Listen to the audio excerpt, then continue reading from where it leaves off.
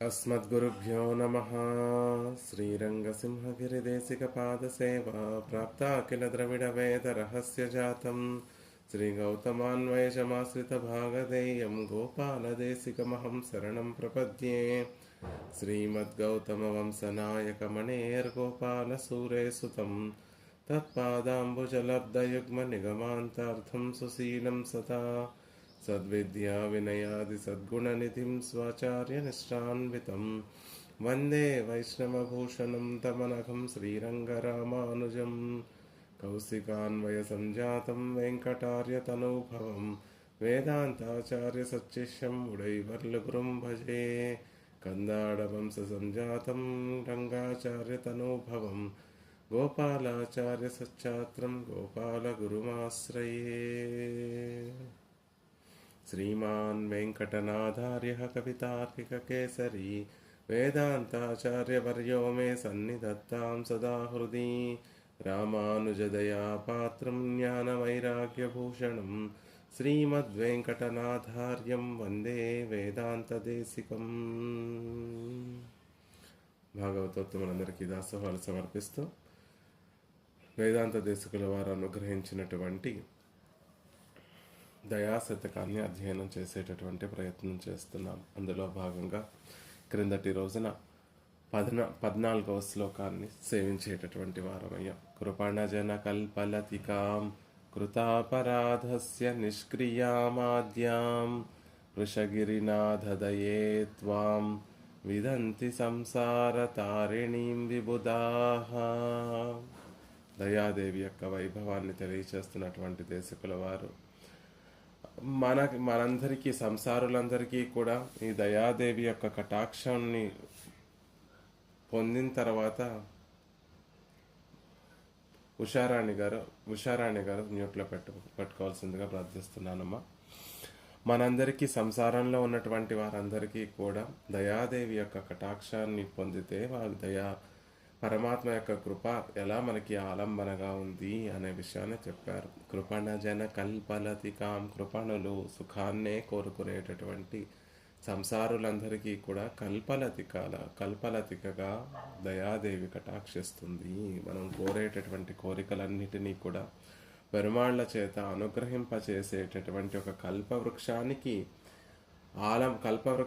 ఆలంబనగా చేసుకొని దానికి అలుముకున్నటువంటి కల్పలతికగా దయాదేవిని అభివర్ణిస్తున్నారు. పరమాత్మే కల్పవృక్షము, ఆ కల్పవృక్షానికి ఉన్నటువంటి కల్పలతిగా దయాదేవిని అభివర్ణిస్తూ అలాంటి ఆవిడ జనుల యొక్క కోరికలన్నిటినీ కూడా తీర్చేటటువంటి ఆవిడ. కృతాపరాధస్య నిష్క్రియామాద్యాం, మనం చేసేటటువంటి అపరాధములన్నిటికీ కూడా ప్రధానమైనటువంటి ముఖ్యమైనటువంటి ప్రాయశ్చిత్తము దయా పరమాత్మ యొక్క కృప. మనం మన ప్రయత్నంతోనో ప్రాయశ్చిత్తాలతోనో మనం చేసుకున్నటువంటి కర్మానుభవాన్ని తొలగించుకుందాము అని ప్రయత్నిస్తే అది జరిగేటటువంటి పని కాదు. మరి మనం అనుభవించవలసినటువంటి కర్మానుభవం అంతా కూడా ఎలా తొలగిపోతుందంటే పెరుమాళ్ళ యొక్క కృపతోనే కర్మానుభవం అనేటటువంటిది తొలగుతుంది. అందుకనే కృతాపరాధస్య నిష్క్రియామాద్యాం ఉన్నటువంటి ప్రాయశ్చిత్తాలన్నిటిలో కల్లా ప్రధానమైనటువంటి ప్రాయశ్చిత్తం ఏమిటి అంటే పెరుమాళ్ళ యొక్క కృపయే ప్రధానమైనటువంటి ప్రాయశ్చిత్తం.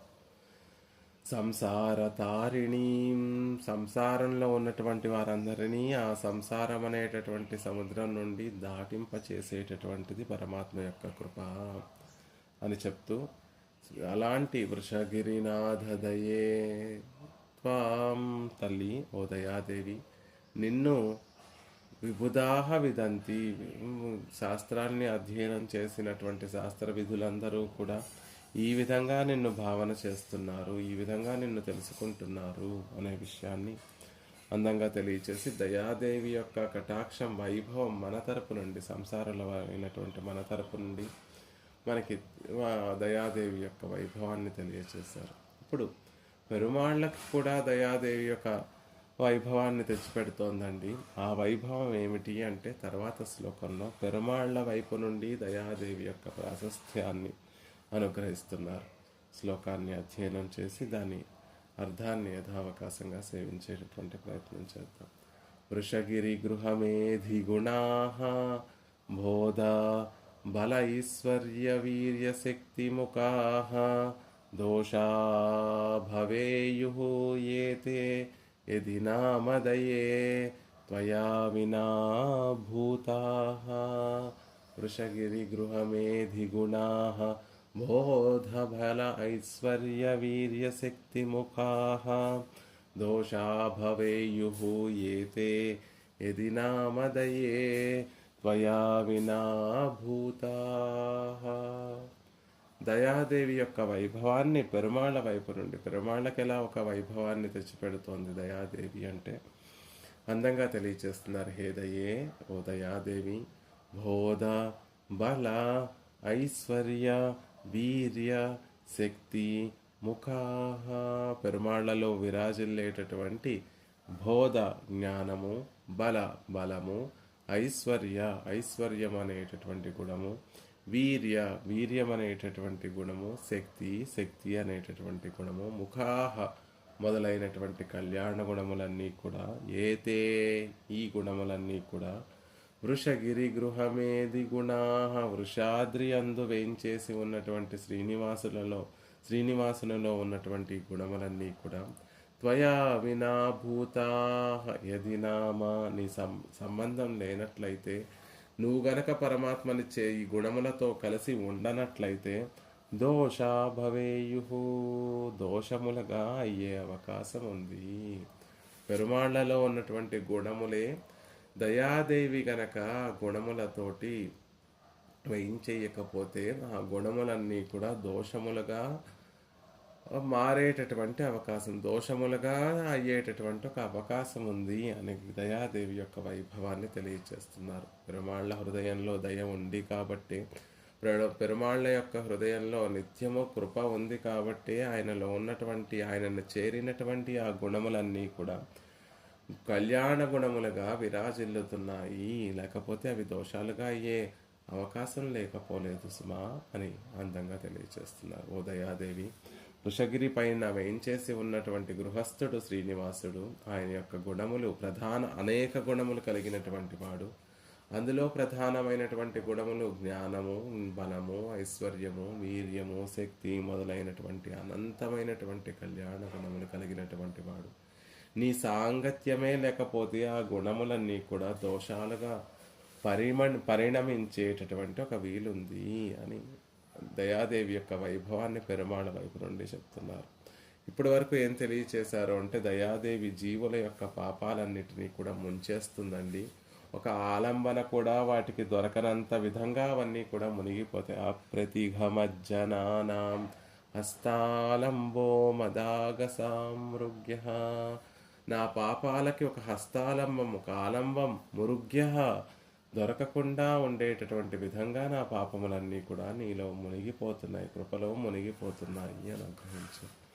జీవులు సంసార సముద్రం యొక్క అవతల దరికి చేరడానికి ఉపయుక్తమవుతుంది పరమాత్మ యొక్క దయా. సంసార తారిణి, సంసారులను ఆ సంసారం నుండి గట్టెక్కే విధంగా చేసేటటువంటిది పెరుమాళ్ళ కృపా కటాక్షము అని చెప్పి సంసారులకి ఎలా ఉపకరిస్తుందో తెలియచేశారు ఒక 2 శ్లోకాలలో. ఇప్పుడు అలా కాకుండా సర్వైశ్వర్యుడు శ్రీయపతికి కూడా దయాదేవి ఒక వైభవాన్ని తెచ్చిపెడుతోందండి అని ఈ శ్లోకంలో దయాదేవి యొక్క వైభవం పెరుమాళ్ళ వైపు నుండి అనుగ్రహిస్తున్నారు. ఆయనలో ఉన్నటువంటి గుణములన్నీ కూడా దయ ఉంటేనే అవన్నీ గొప్పగా ప్రకాశిస్తాయి అని చెప్తున్నారు. వృషగిరి గృహమేధిగుణాః, వృషగిరి మీద వేయించేసి ఉన్నటువంటి ఆ స్వామి యొక్క గృహమేది అంటే గృహస్థుడు అని అందంగా చెప్తున్నారు. ఆ పర్వతం కూడా వృషగిరి, ధర్మమే నిన్న క్రిందటి శ్లోకంలో చెప్పుకున్నాం. వృష శబ్దానికి ధర్మము అనే అర్థము. ఆ ధర్మమే ఒక గిరిగా పరిణామం చెందిందండి. ఆ గిరి మీద ధర్మమే శిఖరంగా వెలసినటువంటి దివ్యక్షేత్రము ఆ తిరువేంగడము. అందుకే దానిని వృషగిరి అంటారు. దాని మీద స్వయం వ్యక్తంగా వేయించేసి ఉన్నటువంటి స్వామి శ్రీనివాసుడు. ఆయన ఒక అద్భుతమైనటువంటి గృహమే, ఆశ్చర్యకరమైనటువంటి గృహమేది. ధార్మిక ఏదైతే ధర్మాచరణ చేస్తూ ఉంటారో వారిని గృహస్థులు అని చెప్తూ ఉంటారు. ఆ గృహమేదికి, ఆ గృహస్థునికి ఎనలేనటువంటివి ఎంత ఇంత ఇంతటివి అని లెక్క కట్టడానికి వీలు లేనన్ని కళ్యాణ గుణములు ఉన్నాయి. ఒక్కొక్క గుణము ఇంత ఉంది అని చెప్పడానికి వీలు లేనంత అనంతమైనటువంటి ఎనలేనటువంటి ఎన్నరానటువంటి గుణములన్నీ కూడా ఆయనలో ప్రకాశిస్తున్నాయి అని చెప్తున్నారు.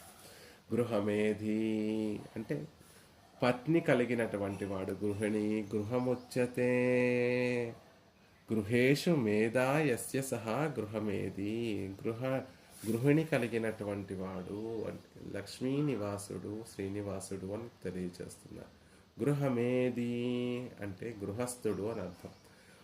ఉన్నటువంటి వర్ణాలలో 4 ఆశ్రమాలను ఉన్నాయండి. బ్రహ్మచర్యము, గృహస్థము, వానప్రస్థము, సన్యాసము అని 4 ఆశ్రమములు ఉన్నాయి. ఈ ఆశ్రమములన్నిటిలో కూడా శ్రేష్టమైనటువంటి ఆశ్రమం ఏది అంటే సన్యాసాశ్రమం కాదండి, గృహస్థాశ్రమమే శ్రేష్టమైనటువంటి ఆశ్రమము. ఎందుకు అంటే మన స్వరూపానికి అనువైనటువంటి ధర్మములన్నిటినీ కూడా ఆచరించడానికి వీలుగా ఉండేటటువంటి ఒక గొప్పదైనటువంటి ఆశ్రమం గృహస్థాశ్రమము. గృహస్థుడుగా ఉన్నటువంటి వాడే భాగవతోత్తములని సేవించడానికి అణువుగా ఉండేటటువంటి ఆశ్రమం. ఆచార్యుల్ని హాయిగా సేవించడానికి అణువుగా ఉండేటటువంటి ఆశ్రమం.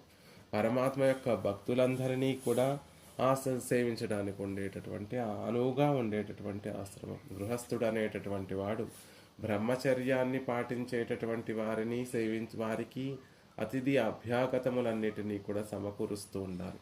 సన్యాసాశ్రమాన్ని ఆచరిస్తున్నటువంటి వారందరికీ కూడా కైంకర్యం చేస్తూ ఉండాలి. కాబట్టి గృహస్థుడు అనేటటువంటి వాడు అందరినీ సేవించేటటువంటి ఒక అవకాశం వస్తుంది. కాబట్టి పరమమైనటువంటి ధర్మము అతిథులకు, ఆగంతులకు, యాత్రికులకు వారందరికీ కూడా కావలసినటువంటి విధానములన్నిటినీ సమకూర్చేటటువంటి ఆశ్రమం గృహస్థాశ్రమం. కాబట్టి అత్యంత గొప్పదైనటువంటి ఆశ్రమం. అన్ని ధర్మాలలో కల్లా కూడా గృహస్థ ధర్మం ఉత్తమమైనటువంటిది అంటున్నారు. శ్రీనివాసుడు ఒక గృహమేది, ఒక గృహస్థుడండి. ఈ లోకాలన్నిటినీ కూడా చక్కగా పాలించేటటువంటి వాడు. తాను ధర్మము ఆచరించడము అంటే ఆయన ధర్మము రక్షించడమే. కాబట్టి లోకాలన్నిటినీ కూడా రక్షించేటటువంటి చక్కని గృహస్థుడు. మరి ఆయనకి గృహిణి ఉండాలి కదా అంటే కారుణ్యమే రూపంగా ఉన్నటువంటి శ్రీదేవిని స్థిరంగా నిలుపుకున్నట్టు ఒక గృహిణిగా స్థిరంగా నిలుపుకొని వ్యవహరిస్తున్నటువంటి వాడు. ధర్మస్య ప్రభురచ్యుత. ధర్మానికి ప్రభు ఎవరు అంటే అచ్యుతుడు. అంటే ధర్మాన్ని ఎప్పుడూ కూడా విడచేటటువంటి వాడు కాదు. ధర్మాన్ని ఎప్పుడూ కూడా ఆచరించేటటువంటి వాడు. తన ధర్మమైనటువంటి రక్షించడము అనేటటువంటి ఆ ధర్మాన్ని ఏనాడు వీడనటువంటి వాడు. ఎలాంటి వాడైనా శ్రీనివాసుని ఆశ్రయిస్తే తప్పక రక్షించి తీరేటటువంటి వాడు. రాజ్ఞీ ధర్మిణీ ధర్మిష్టాః పాపే పాపాః సమే సమాః లోకాః తదనువర్తంతే యథా రాజా తథా ప్రజాః. రామాయణంలో అత్యద్భుతంగా చెప్పినటువంటి ఒక సూక్తి. లోకంలో ఉన్నటువంటి వారందరూ కూడా ఎలా వర్తిస్తూ ఉంటారు అంటే యథా రాజా తథా ప్రజా. రాజును అనుసరించి ఆ లోకంలో ఉన్నటువంటి ప్రజలందరూ కూడా అనువర్తిస్తూ ఉంటారు. ప్రభువు గనక ధర్మాత్ముడైతే లోకంలో ఆ రాజ్యంలో ఉన్నటువంటి జనులందరూ కూడా ధర్మపరులవుతారు. పాపే పాపాహ సమే సమా. ఒకవేళ పాపిష్టి వాడైతే పాపములే చేసేటటువంటి వాడైతే ఆ రాజ్యంలో ఉన్నటువంటి జనులందరూ కూడా పాపమునే చేసేటటువంటి వారుగా ప్రవృత్తి కలిగినటువంటి వారిగా ఉంటారు. లోకాః తదనువర్తంతే యథా రాజా తథా ప్రజాః. లోకములన్నీ కూడా లోకంలో ఉన్నటువంటి రాజ్యాలలో ఉన్నటువంటి ప్రజలందరూ కూడా రాజునే అనుసరిస్తూ ఉంటారు. మరి వృషగిరి మీద వేయించేసి ఉన్నటువంటి ఈ శ్రీనివాసుడు ఎలాంటి వాడండి అంటే లోకానాం త్వం పరో ధర్మ. రామచంద్రుడి విషయంలో చతుర్ముఖ బ్రహ్మ పలికినటువంటి మాట, లోకానాం త్వం పరో ధర్మ. రామచంద్ర, లోకాలన్నిటిలో కూడా ధర్మాన్ని చక్కగా ఆచరించగలిగినటువంటి వాళ్ళలో శ్రేష్ఠుడైనటువంటి వాడివి నువ్వు అని రామచంద్రుని యొక్క వైభవాన్ని తెలియచేస్తూ చతుర్ముఖ బ్రహ్మ చెప్పినటువంటి మాట. కాబట్టి వృషగిరి మీద వేయించేసి ఉన్నటువంటి ఆ శ్రీనివాసుడు ధర్మాన్ని ఆచరించేటటువంటి వాడు. తద్వారా ఆయన పరిపాలనలో ఉన్నటువంటి మనమందరం కూడా ధర్మాన్నే ఆచరించేటటువంటి ప్రవృత్తి కలిగినటువంటి వారిగా అవుతాం. అందుకే వృషగిరి గృహమే దిగుణా. ఆయన ధర్మము రక్షించడం అనేటటువంటిది సవ్యంగా ఆచరిస్తూ తనని ఆశ్రయించినటువంటి వారందరూ కూడా ధర్మ మార్గంలో ప్రవర్తింపచేసేటటువంటి శ్రీనివాసుడు అంటున్నారు. రామవద్వర్తి తవ్యం సధర్మ, రావణనవర్తి తవ్యం సో అధర్మ. చిన్న ఉదాహరణ మనకి బాగా తెలియాలి అంటే, రామచంద్రుడిలాగా వర్తిస్తే రామచంద్రుడిలాగా ధర్మంగా ప్రవర్తించాలి అని చెప్తున్నారు. ఎలా ఉండాలి అంటే, రామచంద్రుడు ఎలా అయితే ధర్మాన్ని అనువర్తించాడో ఆ విధంగా మనం ధర్మాన్ని, శాస్త్రంలో చెప్పబడినటువంటి విషయాలని శాస్త్రానుగుణంగానే సేవించాలి అని. కాబట్టి రామచంద్రుడిలాగా ధర్మంగా ప్రవర్తించాలి. రావణవత్ అనవర్తి తవ్యం సో అధర్మ. రావణుడిలా అధర్మంగా మెలగరాదు. రావణుడు చేసినటువంటివన్నీ కూడా అధర్మములే, కాబట్టి అలా అధర్మాన్ని ప్రవర్తించకూడదు. ఏమిటి లాభం అండి ధర్మంగా ప్రవర్తించడం వల్ల? అధర్మంగా ప్రవర్తించడం వల్ల లాభం ఏమిటి అంటే, చక్కటి ఒక నీతి శ్లోకాన్ని చెప్తారు. ఏకైకా గౌః త్రయః సింహా పంచవ్యాఘ్రాః ప్రసూతిభిః అధర్మో నష్ట సంతానో ధర్మః సంతానవర్ధనః. క్రూర జంతువులైనటువంటి సింహము, పులి అనేక సంతానాన్ని కలిగి ఉంటుందండి. సింహము త్రయః మూడేసి బిడ్డలను కంటుంది. వ్యాఘ్రము పులి 5 సంతానం కలిగి ఉంటుంది. కానీ అధర్మో నష్ట సంతానం, ఆ జాతి నశించిపోతుంది. ఎవరికీ నష్టము కలిగించినటువంటిది, అందరికీ తన పాలను ధారకంగా ఇచ్చి అందరి ప్రాణాలు నిలిపేటటువంటి ఆవు ఏకైకా గౌహు, ఒకే ఒక దూడను ప్రసవిస్తుంది. అయినప్పటికీ కూడా గోజాతి పెరుగుతూ ఉంటుంది. అలా ధర్మాన్ని ప్రవర్తించేటటువంటి అధర్మో నష్ట సంతానో ధర్మ సంతానవర్ధన.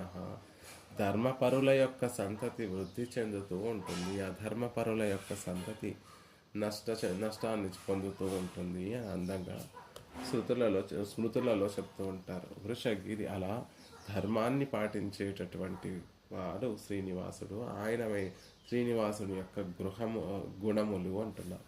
వృషగిరి గృహమేధి గుణా జగత్ కుటుంబి శ్రీనివాసుడు. ఆయన కుటుంబం ఏమిటండి? ఆయన గృహస్థుడు అంటున్నారు. ఆయనకు ఒక కుటుంబం ఉండాలి కదంటే, సప్తలోకి గృహస్థుడు, లోకాలన్నీ కూడా తన కుటుంబంగా కలిగినటువంటి వాడు అని చెప్తూ, ఈ లోకంలో ఉన్నటువంటి వారందరూ కూడా తన వారే అని చెప్తూ, వారందరినీ రక్షించడమే తన ధర్మము. ఈ ధర్మాన్ని కూడా తాను ఎలా ఆచరిస్తున్నాడు అంటే, ఒక గృహిణితోటి ఆచరిస్తున్నాడు. గృహిణి ఎవరు అంటే లక్ష్మీదేవే గృహిణి. ఆ గృహిణితోటి ఈ శ్రీనివాసుడు జగత్ కళ్యాణాన్ని కలిగించేటటువంటి ఒక గృహస్థాశ్రమాన్ని స్వీకరించడం, జగత్తుకి కళ్యాణాన్ని కలిగించడమే ఆయన ఆచరించేటటువంటి పరమధర్మము అని చెప్తున్నారు. ఆ శ్రీనివాసుడికి ఉన్నటువంటి గుణములు బోధ బలైశ్వర్య వీర్య శక్తి ముఖ శబ్దం చేత తేజస్సు అనేటటువంటి గుణాన్ని కూడా తీసుకొని జ్ఞానము, శక్తి, బలము, ఐశ్వర్యము, వీర్యము, తేజస్సు అనేటటువంటి షడ్గుణములు పరిపూర్ణంగా కలిగినటువంటి వాడు. ఆ గుణములు కలిగి ఉండి హేయ గుణములేమీ కూడా లేనటువంటి వాడు భగవానుడు. భగవత్ శబ్దానికి నిర్వచనం ఏమిటి అంటే 6 గుణములు, ఈ 6 గుణములు పరిపూర్ణంగా కలిగి ఉండి హేయ గుణములు లేనటువంటి వాడు అని చెప్తూ ఉంటారు. షణ్ణాం భగ ఇతీరణ, భగ శబ్దానికి 6 గుణములు చెప్పబడి ఉన్నాయి. షాడ్గుణ్య పూర్ణుడు పరమాత్మ, షాడ్గుణ్యములు పరిపూర్ణంగా కలిగినటువంటి వాడు పరమాత్మ. ఈ షడ్గుణములే మిగిలినటువంటి కళ్యాణ గుణములన్నిటికీ కూడా ఉపలక్షణము. పెరుమాళ్ళు శ్రీనివాసుడు దయాసముద్రుడండి. ఆయనలో అసంఖ్యాకములైనటువంటి కళ్యాణ గుణములన్నీ కూడా ఉన్నాయి. అందులో ప్రధానమైనటువంటివి ఈ బోధ, బల, ఐశ్వర్య, వీర్య, శక్తి, ముఖాహ అన్నారు కాబట్టి అసంఖ్యాకములైనటువంటి ఉన్నాయి. అందులో కూడా ప్రధానమైనటువంటిది తేజస్సు అనేటటువంటి గుణాన్ని కూడా తీసుకుంటూ ఈ 6 గుణములు పరిపూర్ణంగా కలిగినటువంటి గుణ సముద్రుడు పరమాత్మ. జ్ఞానం అంటే ఏమిటండి అంటే సర్వవస్తు సాక్షాత్కారం, సర్వవస్తువులను గురించి పరిపూర్ణంగా తెలుసుకొని ఉండటం జ్ఞానము. తనకన్నా విలక్షణమైనటువంటి అన్ని వస్తువుల యొక్క, అన్ని స్థితుల యొక్క వస్తువులని పరిపూర్ణంగా తెలుసుకోగలిగి ఉండటాన్ని జ్ఞానము అంటారు. పరమాత్మ సర్వజ్ఞుడండి. ఆయనకి అన్నిటి గురించి, అన్ని వేళలా అన్నిటి గురించి, అన్ని విషయములు అన్నీ తెలుసు, పూర్తిగా పరిపూర్ణంగా తెలిసినటువంటి వాడు. కాబట్టి జ్ఞానము పరిపూర్ణంగా కలిగినటువంటి వాడు. బలం, శ్రమ పడకుండా అవలీలగా సకల వస్తువులను ధరించగలిగి ఉండడము బలము.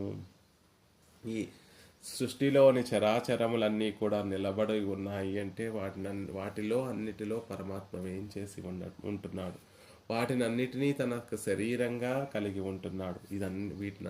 దీన్నంతటినీ కూడా అనాయాసంగా చేస్తాడు కాబట్టి, ఎటువంటి శ్రమ లేకుండా చేస్తాడు కాబట్టి, శ్రమ పడకుండా అవలీలగా చేసేటటువంటి ఒక సామర్థ్యాన్ని బలము అంటారు. ఐశ్వర్యం, లోకాలలో ఉండేటటువంటి చేతనములన్నిటినీ కూడా నియమనం చేసేటటువంటి ఒక సామర్థ్యాన్ని ఐశ్వర్యం. ఐశ్వర్యం అంటే సంపద కాదండి, నియమన సామర్థ్యము, నియమించేటటువంటి ఒక సమర్థత. తన సంకల్పం చేత లోకంలో ఉన్నటువంటి చేతనమైనటువంటి పదార్థములను, అచేతనమైనటువంటి పదార్థములను కూడా నియమించగలిగినటువంటి వాడు. అందరిలోనూ తాను అంతర్యామిగా ఉండి అందరినీ నియమనం చేసేటటువంటి సామర్థ్యం కలిగినటువంటి వాడు. వీర్యం, జగత్కారణానికి వీర్యము అంటే ఎటువంటి వికారము పొందకుండా ఉండేటటువంటి స్థితిని వీర్యము అంటారు.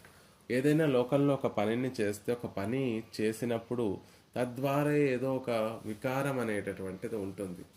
అలా లేకుండా ఈ సర్వ పదార్థములను ధరించిన, సకల చరాచర వస్తువులన్నిటినీ నియమించిన వాటి వల్ల ఎటువంటి వికారము పొందకుండా ఉండేటటువంటి ఒక గొప్ప సమర్థతను వీర్యము అంటారు. శక్తి, అఘటిత ఘటన సామర్థ్యము, ఎవ్వరూ చేయలేనటువంటి పనులను తాను తలిచినంత మాత్రాన్నే చేయగలిగినటువంటి వాడు.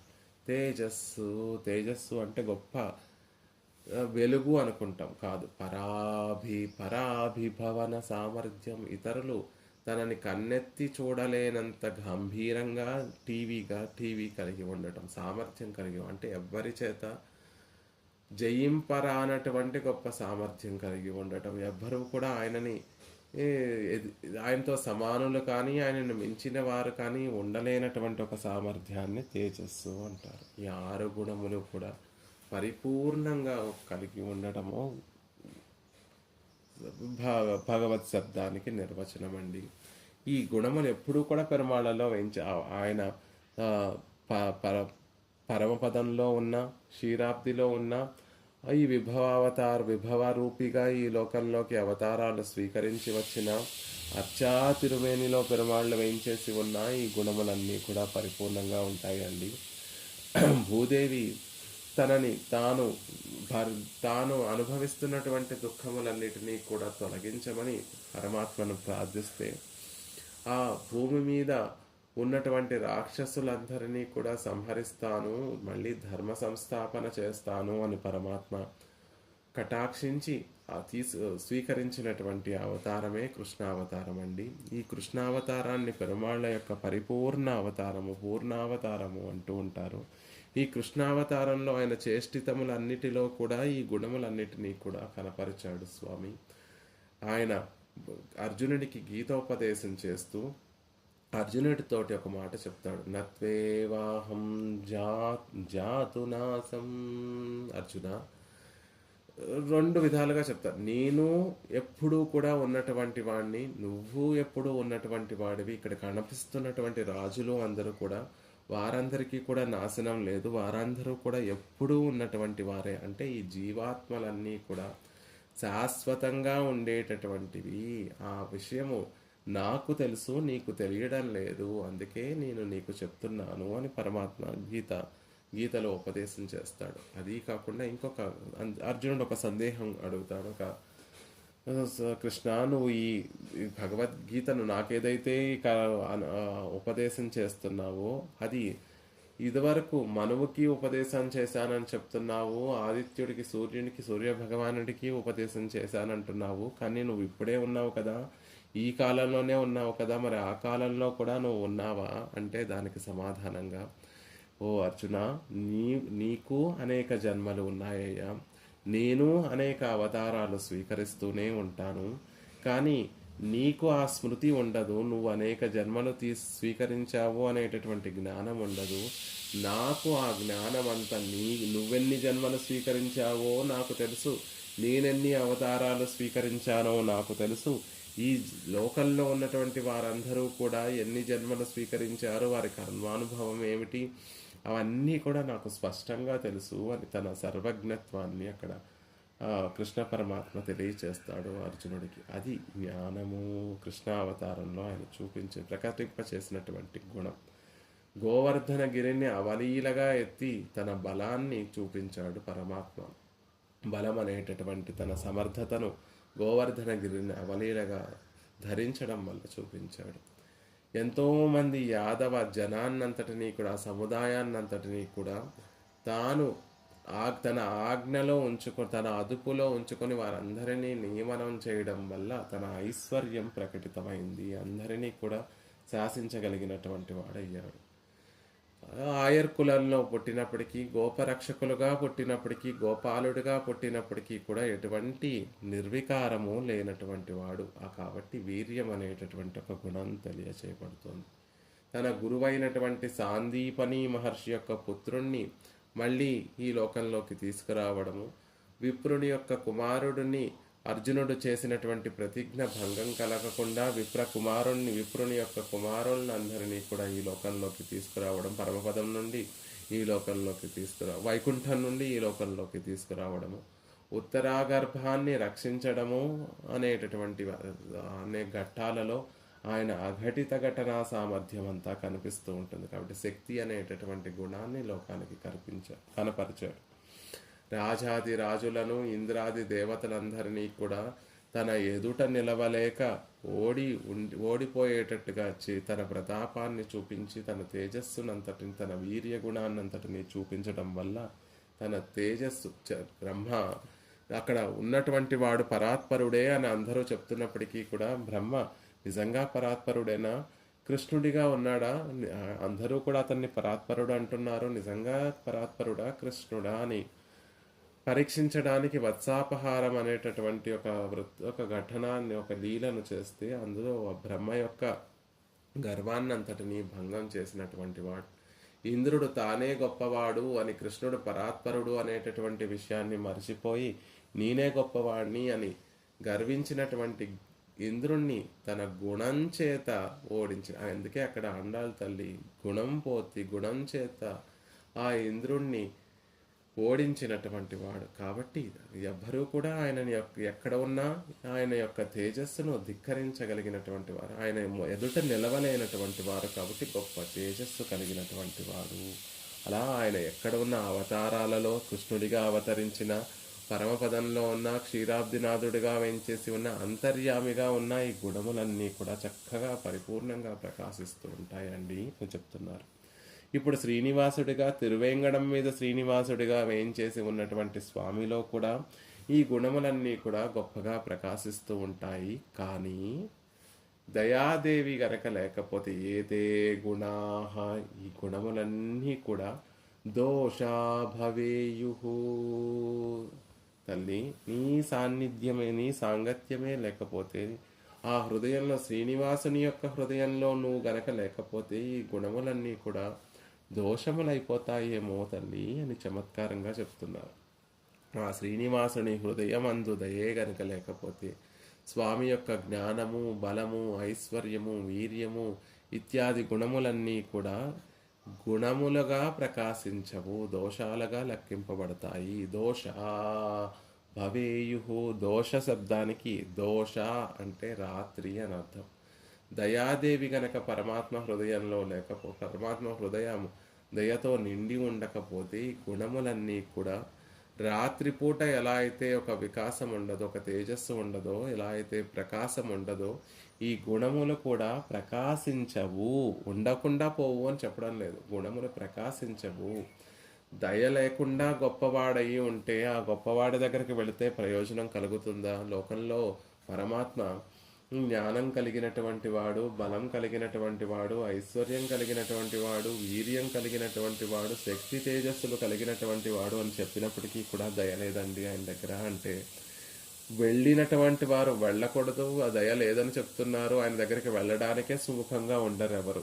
ఒకవేళ వెళ్ళినా కూడా దయ లేదు కాబట్టి మనని అనుగ్రహిస్తాడా అంటే అనుగ్రహిస్తాడో అనుగ్రహించడో ఏమో తెలియదండి.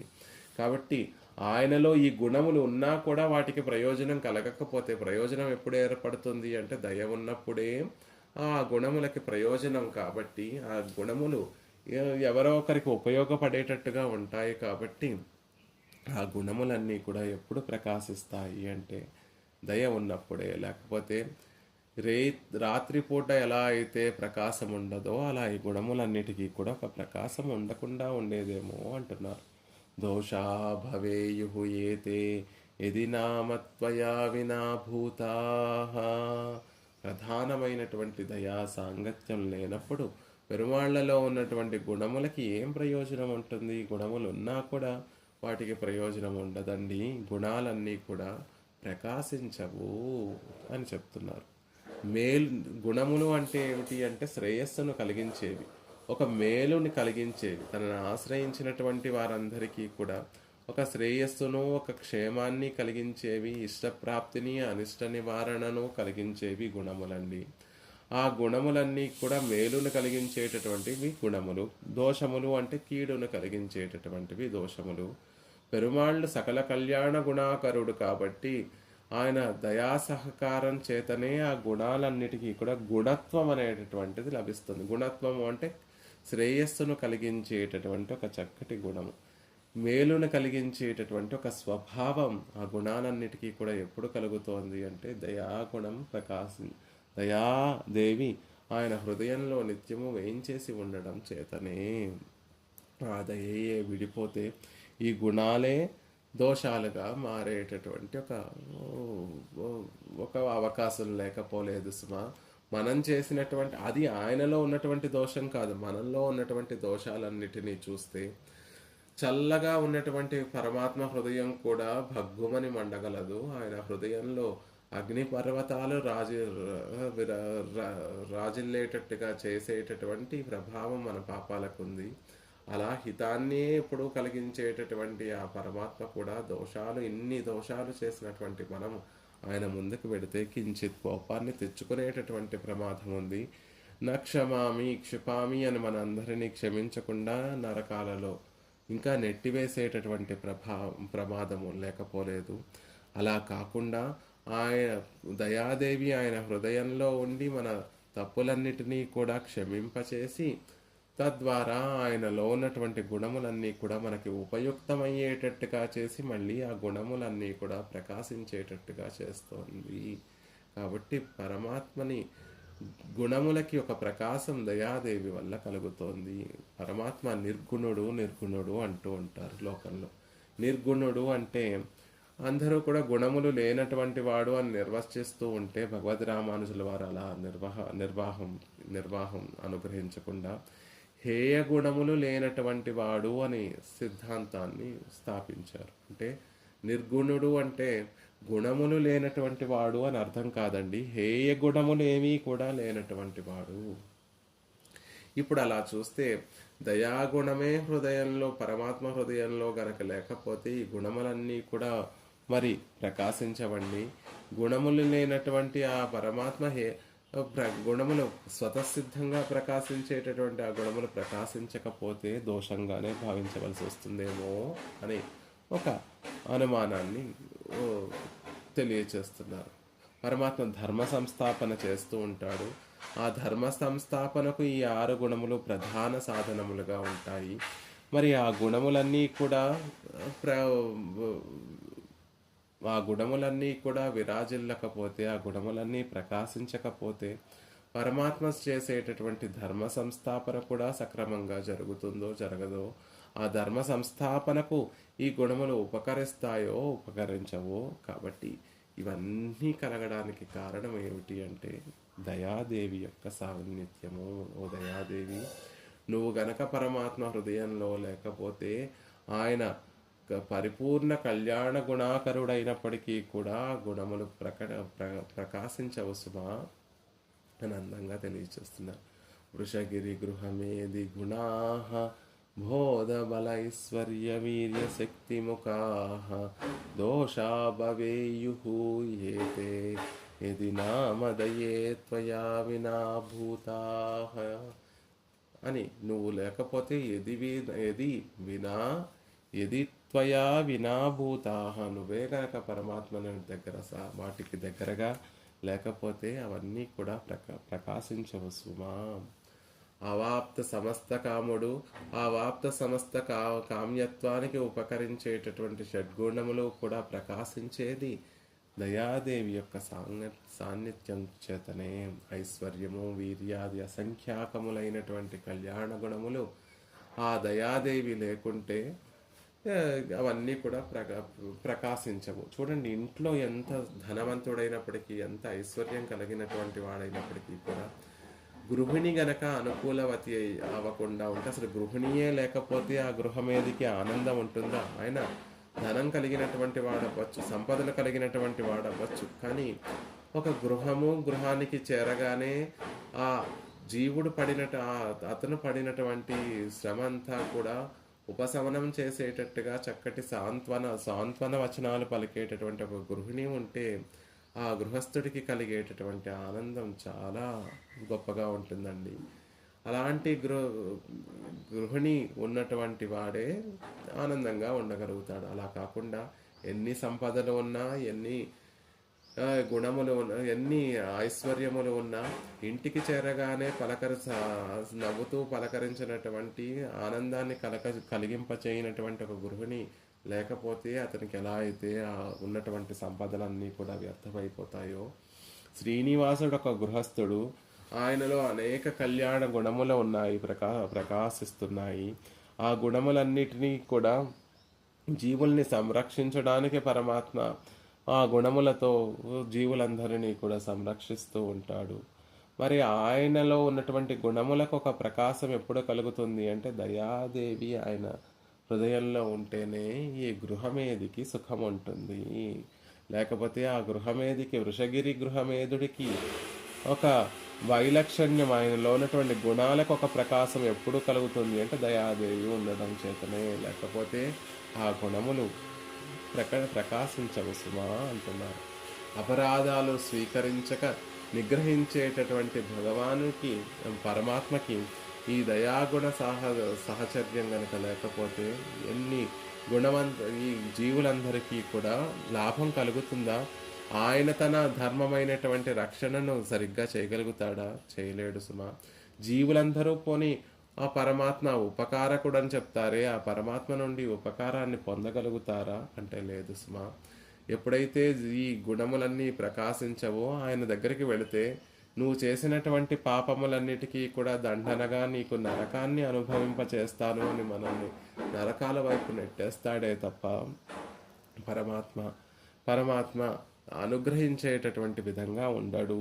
కాబట్టి ఆయనలో గుణములన్నీ కూడా చక్కగా విరాజిల్లుతున్నాయి అంటే దానికి దయాదేవి యొక్క సాంగత్యమే ప్రధానమైనటువంటి కారణము అని చక్కగా ఒక చమత్కారంగా ఆశ్చర్యకరంగా అందరూ అందంగా తెలియచేస్తున్నారు. గుణములు గుణవంతుడు ఇద్దరూ కూడా దయాదేవి యొక్క కటాక్షం చేతనే గొప్పగా ప్రకాశిస్తున్నారు అని దయాదేవి యొక్క కీర్తిని మహోన్నతంగా ఇందులో వివరిస్తున్నారు. పరమాత్మ పరాత్పరుడు అని చెప్పబడతాడు. పరాత్పరుడు అని ఎలా చెప్పగలుగుతున్నాడు అంటే ఈ గుణములు కలిగి ఉండడము, ఈ గుణముల వల్ల చేసేటటువంటి కార్యములు ఏవైతే ఉన్నాయో వాటినన్నిటినీ పరిగణించి ఆయన పరాత్పరుడు, సకల జగత్తుకి కారణభూతుడు అని చెప్తున్నాం. ఆ జగత్తునంతటినీ కూడా పరమాత్మ ఎలా సృజిస్తున్నాడు అంటే ఇదిగో ఈ 6 గుణముల చేతనే. జ్ఞానము, బలము, ఐశ్వర్యము, వీర్యము, శక్తి, తేజస్సు అనేటటువంటి ప్రధానమైనటువంటి గుణములు సృష్టి స్థితి లయములకి ప్రధానంగా ఉపయోగపడేటటువంటి సాధనములు. ఆ గుణములు వల్లే ఆయన గొప్ప పరాత్పరుడు అనేటటువంటి విషయాన్ని తెలుసుకోగలుగుతున్నాం. ఆయనలో ఈ గుణములు చేరి ఒక ప్రకాశాన్ని పొందడం వల్ల ఆయన పరాత్పరుడు అనేటటువంటి విషయం మనకి అవగతమవుతోంది. అదే దయాగుణమే ఆయనలో లేకపోతే ఈ గుణములన్నీ కూడా ప్రకాశించవండి. అప్పుడు ఎవరు పరాత్పరుడు అనేటటువంటి విషయాన్ని తెలుసుకోవడం కూడా కష్టమైపోతుంది. కాబట్టి వృషగిరి గృహమేది గుణాః బోధ బలైశ్వర్య వీర్య శక్తి ముఖాః దోషా భవేయుః ఏతే యది నామదయే త్వయా వినాభూతాః. పరమాత్మలో సౌలభ్యము, సౌశీల్యము, వాత్సల్యము అనేటటువంటి గుణములు కూడా ప్రకాశిస్తున్నాయి అంటే దానికి కారణం ఆయన హృదయంలో ఉప్పొంగేటటువంటి కృపయే, ఆయన హృదయంలో ఉప్పొంగేటటువంటి దయే సుమ అనేటటువంటి విషయాన్ని తెలియచేస్తూ పరమాత్మలో ఉన్నటువంటి గుణములన్నీ కూడా దోషోభవేయు దోషాలుగా పరిగణింపబడవచ్చు ఏమో అనే ఒక సందేహాన్ని తెలియచేస్తూ తద్వారా దయాదేవి యొక్క వైభవాన్ని అందంగా ఈ శ్లోకంలో దేశకుల వారు తెలియచేశారు.